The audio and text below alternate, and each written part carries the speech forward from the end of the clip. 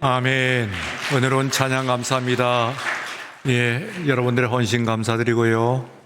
우리 예배 순서를 맡으셨던 분들과 예배위원, 또 위에 우리 방송실 수고하시는 분들, 또 교역자 여러분들의 헌신에 감사를 드립니다. 다니엘서 7장에서 다니엘은 계시 가운데서 네 가지의 짐승으로 대표되는 네 가지의 나라들을, 곧 시대를 언급하고 있습니다. 그 첫 번째가 사자, 그리고 두 번째는 곰이고, 세 번째는 표범입니다. 그리고 마지막 네 번째는 열뿔 달린 짐승이라고 되어 있습니다. 앞에 있는 세 짐승은 지상에 현존하는 짐승이요, 마지막 열뿔 달린 짐승이라고 하는 것은 상징적인 짐승이라고 볼 수가 있습니다. 전통적으로 이 네 개의 짐승은 각각 앞에 있는 사자는 바벨론, 그리고 곰은 메데바사, 그리고 표범은 마게도니아, 그리고 열뿔 달린 짐승은 로마 제국으로 상징이 됩니다. 오늘 이 네 제국으로 이어지는 시대를 이어가면서 그들은 이 세계의 모든 권세를 쥐고 나라들을 모두 장악을 하고, 그리고 영광과 그리고 권세 가운데 있었던 나라들입니다. 마치 어떤 경우에도 무너지지 않을 강력한 세력이요, 그리고 또한 그 영광이었다, 그렇게 생각할 수가 있습니다만, 그러나 그 나라들이 차례로 멸망해 나가는 것을 보고 있습니다. 그래서 다니엘은 오늘 우리들에게 마지막 이제 다섯 번째 나라, 그것은 세상에 있는 지상의 사람들이 세운 제국이 아니요, 하나님께서 세운 제국을 말씀을 하고 있는 것입니다. 오늘 여기 있는 말씀 가운데서 특별히 13장과 13절과 14절의 말씀이 중요합니다. 그 절에 있는 말씀 가운데서도 한 어구입니다. 그것은 첫 번째는 이 13절에 있는 인자, 더 정확하게 인자 같은 이입니다. 인자 같은 이가 거기에 나오고, 그리고 또한 14절에 있는 말씀 가운데서는 이 권세와 영광과 나라라고 하는 표현입니다. 먼저 그 나라를 이야기를 하자면은 권세와 영광과 나라, 이것이 앞에 있는 곧 네 제국을 상징하는 것이었는데, 그 모든 것들도 그 권세와 나라와 그리고 영광을 모두 빼앗겼습니다. 다 없어졌습니다. 지상에 있는 어떤 나라도 영원한 나라가 없습니다. 그 영광이 완전한 영광에 이르지는 못합니다. 마치 세상을, 천지를 충천하고 그리고 세상을 다스릴 듯이 생각합니다만, 그러나 너무나 그때의 그 위세에 비해서 짧은 역사를 가지고 있는 나라들이었다고 볼 수가 있습니다. 마지막에 있는 새의 열뿔 달린 짐승이라고 하는 것은 지상에 있는 그 나라들 비할 수도 없습니다. 앞에 있는 사자와 곰과 그리고 표범은 사나움과 그리고 또한 막강한 힘과 또한 더하여서 교활함까지도 더하고 있는 그런 맹수들입니다. 그 맹수들에 비견할 수 있는 그런 나라들입니다만, 그러나 어느덧 그 때가 지나면, 하나님의 정한 때가 지나게 됐을 때 그 모든 것이 다 사라진다고 하는 것을 이야기를 하고 있습니다. 그리고 마지막에는 그 나라와 권세와 영광이라고 하는 것이 우리 하나님께서 이제 세우시는 그 나라예요. 이것이 다니엘서 7장 13절과 14절은 특별히 우리 예수님께서 구약 성경을 읽으셨을 때에 아주 중요한 구절로 말하자면 근본이요, 그리고 근간이라고 얘기할 수가 있습니다. 기본입니다. 그래서 아주 중요한 그런 구절로 역할을 하고 있는 것은 아마도 구약에 있는 모든 성경 가운데서 예수님을 가리키는 가장 중요한 말씀이라고도 볼 수가 있어요. 첫째 13절에 있는 인자 같은 이는 그 자신을 이야기하는 것이고, 그리고 또한 그 14절에서는 그의 나라와 그의 권세와 그의 영광을 이야기하는 것이라고 볼 수가 있어요. 나라와 권세와 영광은 어디에서 나와 있느냐 하면 주님께서 친히 가르치신 기도 가운데서 이미 나타나 있습니다.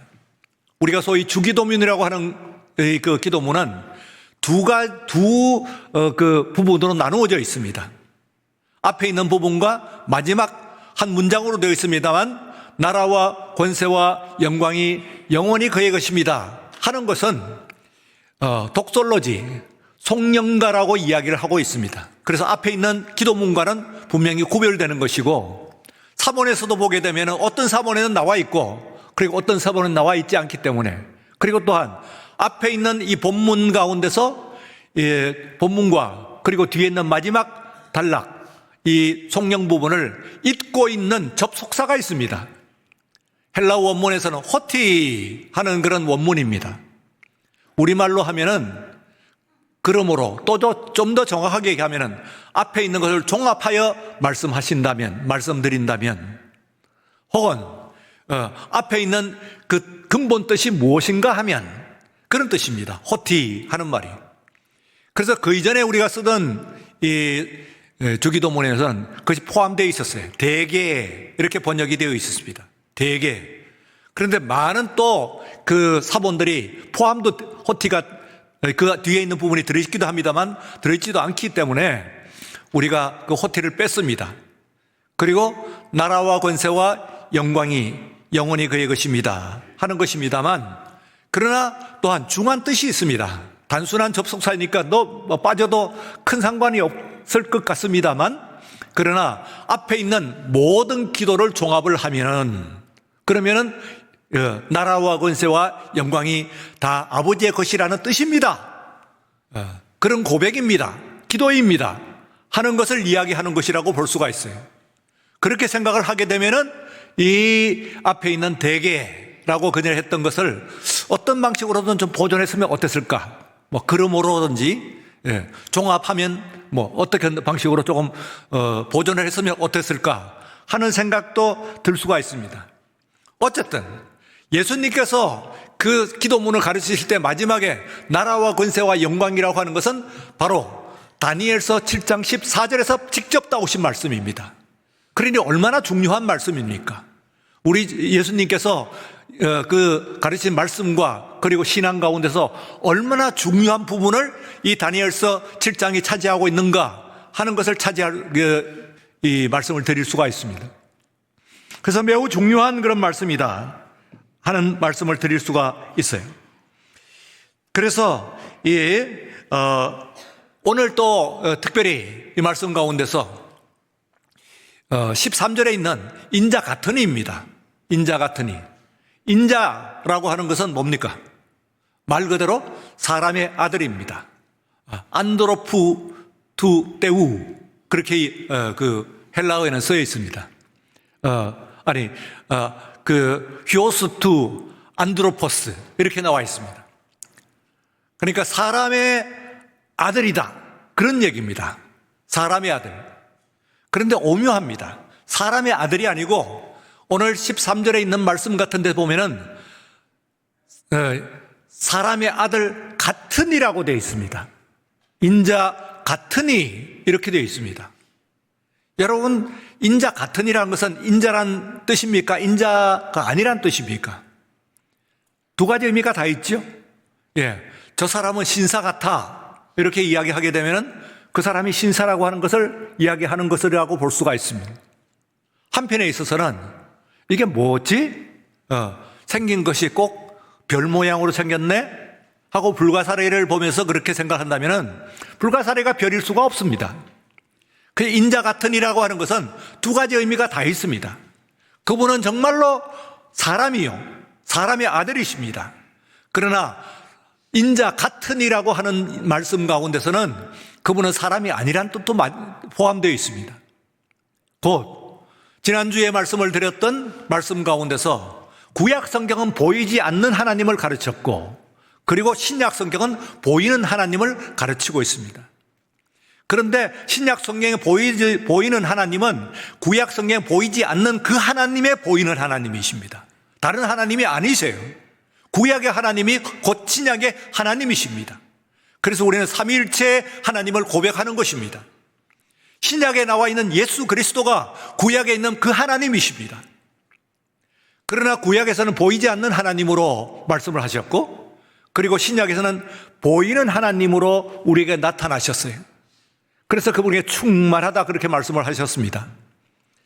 그러니까 그분은 정말로 하나님이시기 때문에 곧 이 땅에서 우리가 보이지 않는 분이에요.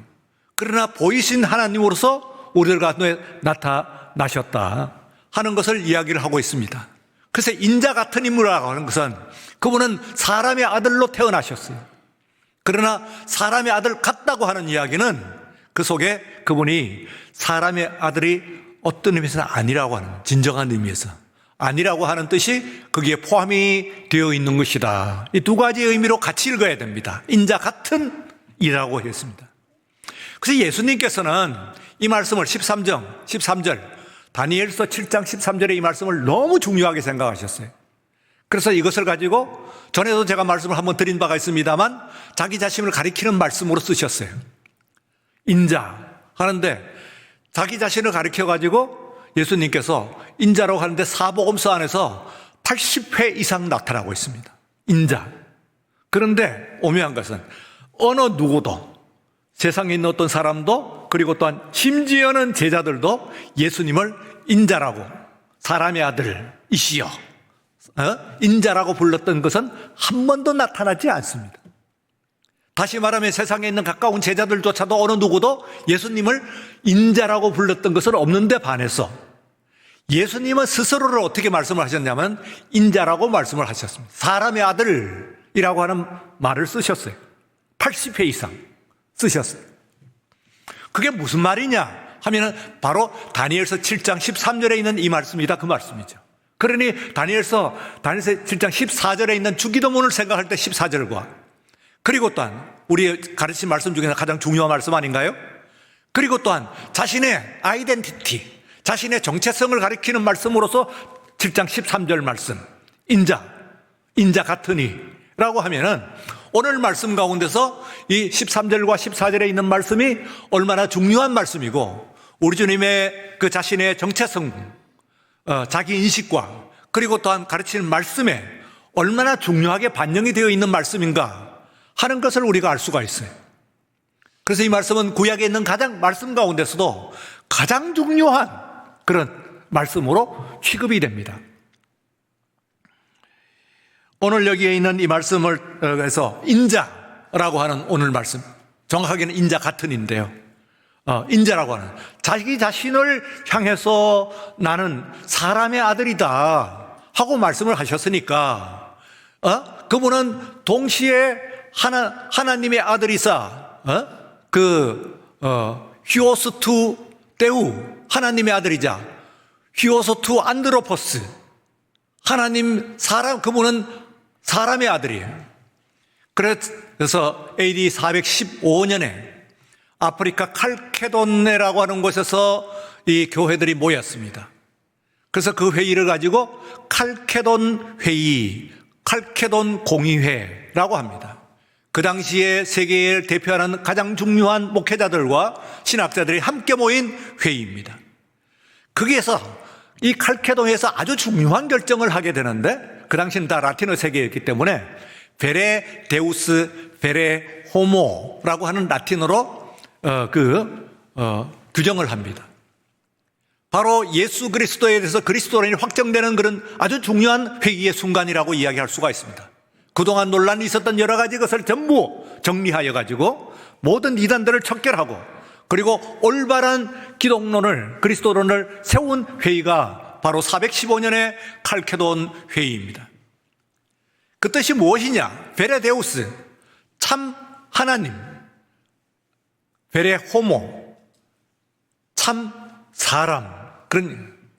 그분은 어떤 분이시냐 하면 진정한 의미에서 완벽한 진정한 참 하나님이시고 그리고 참 사람이다. 베레 호모, 정말 진정한 사람이시다 하는 이 두 가지의 것을 가지고 고백을 합니다. 그래서 이 칼케도네스의 고백이 아직까지 이 교회의 가장 중요한 교리로서 우리들에게 남아있고 우리가 함께 고백하는 것이라고 그렇게 생각할 수가 있는 것입니다. 그러면 이 인자 같은 이가 어떤 분이시냐 하는 것을 오늘 말씀 가운데서 우리가 함께 생각하고 정리를 하고자 합니다. 그 첫 번째는 성육하신 하나님이십니다. 성육하신 하나님이시라고 하는 것은 이 말하자면 구약 다 같이 성육하신 하나님이십니다. 예, 성육신이라고 하는 것은 영어로는 incarnation입니다. in 하는 말은 들어오셨다는 뜻이고 카르나 하는 말은 고기 덩어리라는 뜻입니다. 고기 덩어리, 사람 살덩어리나 혹은 짐승의 살덩어리나 전부 다 카르나, 까르네 하는 말로 이야기합니다. 그래서 우리 사육제하고 번역이 되는 것이 카르나발, 카니발입니다. 까르나발 해서 까르나 하는 말입니다. 그때에 말하자면은 앞으로 있는 사순절을 앞에 두고 먹지 못할 고기를 다 소비를 해야 되는 일주일간의 시간, 또 이 사순절간에 소비를 하지 못할 술, 입에 대지 못할 술, 이런 것들과 고기 같은 술과 고기들이 모두 소비되는 시간이 바로 그 일주일의 축제 기간입니다. 그래서 그것을 카니발이라고 합니다. 카르나발입니다. 카르나입니다. 사육제라고 그렇게 번역을 합니다. 그런데 이 인카네이션이라고 하는 것은 카르나 안에 들어오셨다는 겁니다. 살덩어리 안으로 들어오셨다는 거예요. 그러니까 이런 신관, 이런 고백을 가지고 있는 것은 이 세상에 없는 겁니다. 심지어는 구약 성경을 그들의 하나님의 살아있는 말씀으로 받았던 유대인들조차도 이것을 이해할 수가 없고 이것을 받아들일 수가 없었어요. 어떻게 보이지 않는 하나님이 살덩어리 속으로 들어오냐요. 어떻게 그러실 수가 있나요? 그들은 지금도 신약 성경을 고백하지 못합니다. 하나님의 말씀으로 받아들이지 못합니다. 오직 구약 성경만 가지고 아직까지도 하나님만 믿고 있는 겁니다. 보이지 않는 하나님만 믿고 있어요. 그런데 우리들은 구약 성경과 함께 놀라운 일이 우리에게 일어났어요. 바로 그 구약의 하나님이 살덩어리 속에 들어오셨다고 하는 것이 신약의 말씀입니다. 성육신 하신 하나님이십니다. 보이는 하나님, 만질 수 있는 하나님, 대화할 수 있는 하나님, 이 바로 그 함께 식사할 수 있는 하나님이 바로 되신 것이라 하는 것을 이야기를 해주고 있는 것입니다. 그래서 이것은 놀라운 이 천명이 바로 성탄절이라고 하는 것은 무엇이냐 하면은 거룩하신 분이 살덩어리 속으로 들어오신 아기 예수의 몸을 입고 이 땅에 들어오신, 그리고 33년을 우리들과 함께 하신 그 놀라운 사실에 대해서 고백을 하는 것입니다. 어떤 위대한 한 위인이 태어났다는 이야기가 아닙니다. 세상에 있는 많은 위인들이 있으면 쓰러져 갔습니다. 심지어 나라들도 바벨론과 메데바사와 마게도니아와 로마 제국과 그리고 또한 모든 나라들도 다 수명을 다해서 홀연히 사라져 갔습니다. 지금 세계의 가장 강한 나라인 미국과 중국 같은 나라도 멸망할 것입니다. 물론 로마가 멸망할 때에 멸망합니다. 우리가 나라를 두고 민족을 두고 만세라고 이해합니다. 만세되는 나라가 없습니다. 온 세상의 모든 나라들이 다 세상 시간 속에서 태어났다가 사라져가는 것일 뿐입니다. 그러면 그의 나라와 그의 권세와 그의 영광은 어디서 나타나는 것이냐 하면은 바로 하나님께서 그 인자 같은 일에서 세우시는 그의 권세와 영광과 그리고 그의 통치 속에 나타나는 줄로 믿습니다. 두 번째는 첫째 사람의 불순종의 죄를 속하신 둘째 사람이십니다. 다 같이 첫 사람의 불순종의 죄를 속하신 둘째 사람입니다. 구약 성경은 한 사람을 이야기합니다. 그의 한 사람으로 인한 인류를 이야기하고 있습니다. 첫사람 아담입니다. 아담이라고 하는 그 말 자체가 사람이란 뜻입니다. 그러니까 흙이란 뜻입니다. 그리고 사람이란 뜻입니다. 그러므로 흙으로 나왔다가 흙으로 돌아갈 수 없는 운명을 가지고 있는 것인데, 이 사람이 하나님 앞에서 하나님의 축복을 계속해서 누리질 못하고 말씀을 저버리고 불순종함으로 말미암아 그 아담 안에서, 그 첫사람 안에서 우리 온 인류가 죄로 물들었습니다. 우리의 첫사람이 완전히 불순종하였고 우리도 불순종하는 존재입니다. 그가 죄를 지었고 우리는 나면서 이미 죄 가운데서 태어났습니다. 내가 못해서 이미 죄 가운데 태어났습니다 하고 다윗은 고백을 했습니다. 그래서 로마서 5장 19절에 있는 말씀을 보게 되면은 한 사람이 순종하지 아니함으로 많은 사람이 죄인이 된 것 같이 한 사람이 순종하심으로 많은 사람이 의인이 되리라. 이때 앞에 있는 한 사람은 첫사람 아담을 이야기합니다. 그리고 또한 둘째 사람 한 사람은 예수 그리스도를 말씀을 하시는 것이죠. 한 사람이 순종하지 아니함으로 많은 사람들이 죄인이 되었어요. 모든 사람이 죄인이 되었어요. 그러나 우리 주 예수 그리스도께서 십자가를 받으심으로 말미암아 한 순종함으로 말미암아 이제 우리 모두가 의인이 되었다. 예수 그리스도 안에서 우리의 영생의 길이 열리고 하나님의 자녀가 되는 길이 열렸다고 하는 사실을 여러분 믿으시기를 축원합니다. 그래서 그분은 둘째 사람이에요. 그래서 인자 같은 인자예요. 만약에 그분이 하나님으로서만 오셨다고 하면은 그 죄가 사할 수가 없어요. 왜요?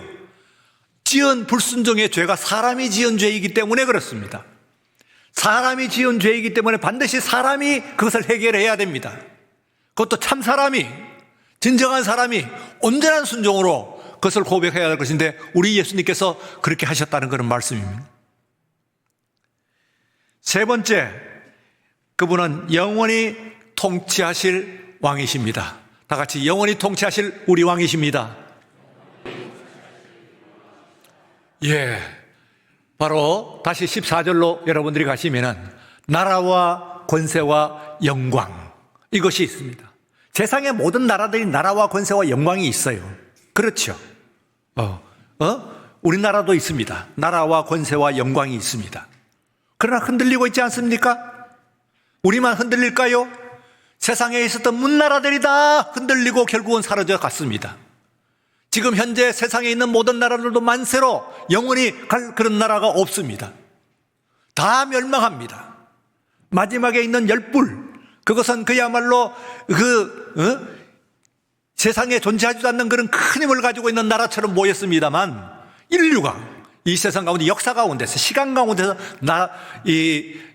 만들었던 나라 가운데서는 로마 제국과 같은 나라는 현재까지는 없습니다. 지금의 러시아나 미국이나 중국이나 그런 나라들도 로마의 제국에 견줄 수는 없습니다. 그 나라와 그 권세와 그 영광에 감히 견줄 수 있는 나라는 없어요. 인류가 시간 가운데서 제일 만든 그런 형성한 최고의 권세와 영광은 로마 나라였죠. 그러나 그것도 쓰러져 갔습니다. 그것을 보면서 아우구스티누스는 하나님의 도성 키비타스 데이라고 하는 이 불후의 명작을 남았습니다. 곧 세상 나라들은 언젠가는 쓰러지지만 영원히 서는 것은 하나님의 나라라는, 하나님의 권세와 그의 영광인 줄로 믿습니다 하는 놀라운 그런 그 고백을 하고, 그리고 그의 불후의 명제를 우리에게 남겨놓고 있는 것입니다. 살펴보건대 그는 이미 그의 내렸던 그 결론은 이미 주전 6세기에 다니엘이 이미 내렸던 결론입니다. 600년 전에, 주전 600년 전에 다니엘이 내렸던 결론이에요. 세상의 나라가 사자같이 강하냐? 곰처럼 엄청난 그런 힘을 가지고 있느냐? 표범처럼 교활함을 가지고 있느냐? 그리고 어떤 열불, 그 모든 것을 갖추고 그리고 또한 그 공격하는 그런 뿔을 가지고 있는 강인한 짐승처럼 도저히 어느 누구도 감히 무너뜨릴 수 없는 로마 같은 나라들이냐, 그런 나라들도 세상 시간 가운데서 결국은 취할 수밖에 없으나 우리 하나님, 본문 14절에 있는 말씀에 마지막 말씀을 한번 우리가 고백으로 읽으면서 말씀을 마칠 것입니다. 다 같이 그에게 권세와 영광과 나라를 주고 모든 백성과 나라들과 다른 언어를 말하는 모든 자들이 그를 섬기게 하였으니 그의 권세는 소멸되지 아니하는 영원한 권세요 그의 나라는 멸망하지 아니할 것이라. 예, 세상에 있는 모든 권세는 쇠하고 세상에 있는 모든 나라들은 멸망할 것입니다만 우리 하나님의 나라, 우리 주님께서 주권으로 통치하시는 그 나라는 영원할 줄로 믿습니다. 이 믿음을 여러분들이 흔들리지 않고 가지는 가운데서 오늘 이 시대를 이기시고 믿음으로 굳건하게 견지하시는 우리 모두가 되시기를 주의 이름으로 축원합니다. 거룩하고 존귀하신 우리 하나님 아버지, 오늘 이 세상 가운데서 여러 나라들이 있습니다. 만국들이 각축을 합니다만 그 어느 나라도 완전한 나라가 없고 또한 그 나라를 다스리는 어느 통치자도 우리들의 모든 것을 만족시키지 못합니다. 이상적인 군주는 없습니다. 하나님 아버지, 모두가 문제가 있고 죄가 있는 그런 사람들이고 흠이 있는 사람들입니다. 오늘 이 시간에 오직 완벽하신 통치자로서 우리 주 예수 그리스도 인자 같은 이가 우리들 가운데 있는 줄로 믿사오니 그의 나라는 영원하고 그의 권세와 끝이 없고 그의 영광이 무궁무진한 것을 우리들이 입으로 고백하며 마음으로 믿어 주를 따르며 오늘 우리의 모든 두려움과 그리고 의심과 환난을 이겨낼 수 있도록 축복하여 주시옵소서. 주께 맡기옵고 감사하며 거룩하신 예수님 이름으로 기도드리옵나이다. 아멘.